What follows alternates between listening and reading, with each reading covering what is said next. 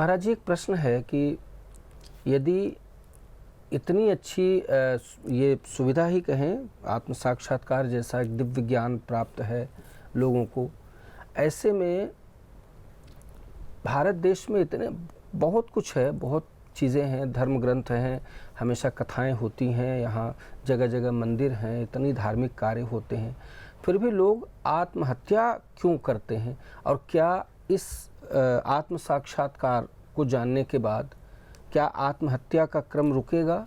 लोग आत्महत्या से बच पाएंगे?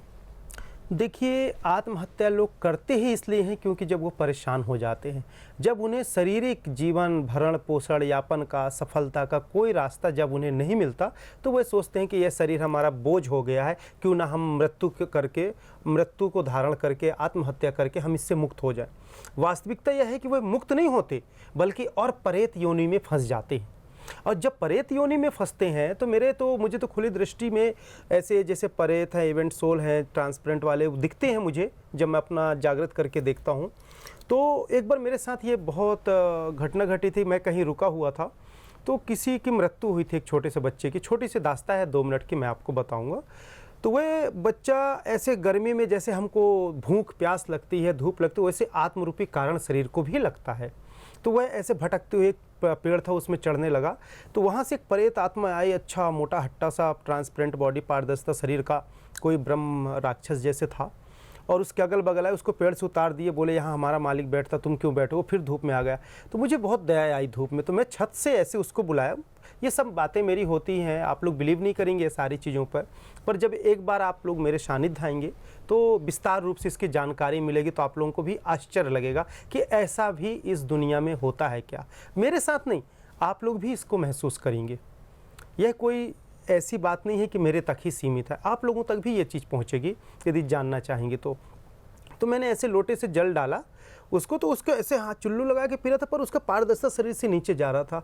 उस वक्त मुझे महसूस हुआ कि हम 5 तत्वों की काया में कम से कम भोजन ग्रहण करते हैं तो कम से कम शरीर में लगता है, तो मन को सुकून मिलता है, मन को सुकून मिलता है, आत्म तृप्ति होती है, शांति रहती है। पर हम जब क्षण भर में तनाव में आकर जो शरीर को नष्ट करके मृत्यु को धारण करके प्रेत योनि में चले जाते हैं, तब तो इससे कई गुना ज़्यादा कष्ट होता है, क्योंकि उस वक्त हमें भूख भी होती है, प्यास भी होता है, विचार भी होता है, और इससे 1000 गुना नहीं लाख गुना कष्ट होता है। क्यों कि हम कहीं ना कहीं से भी भूख लगती है, तो कहीं ना कहीं थोड़ा सा गरीब से गरीब भी भोजन पाके तृप्त होता है, पर उस स्थिति में तो शरीर हमारे पास होता नहीं, और जब शरीर काया होता नहीं तो हम कोई चीज़ की प्राप्ति नहीं कर पाते। इस स्थिति में कई बार हम साधारण आत्मा देहधारी शरीर में प्रवेश करते हैं, तो लोग कहते हैं कि भूत लग गया, प्रेत लग गया, कोई दूसरी आत्मा प्रवेश कर गई है इनके शरीर में, जबकि वह प्रवेश परेशान करने के लिए नहीं करती, उससे एनर्जी भोजन लेने के लिए करती है।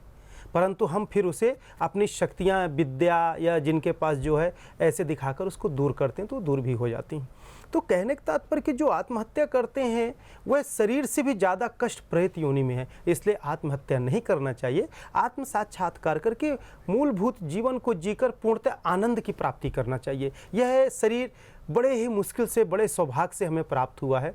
इस शरीर को आनंद की ओर लेके चलें, परमानंद की अनुभूति की ओर लेके चलें, अपने अंतर ऊर्जा को जानें, ना कि हम अकाल मृत्यु में फंसकर दर दर शरीर भटके, फिर इसके बाद हम प्रेत योनि में जाकर भटके, तो हमारा वह सफल जीवन नहीं है।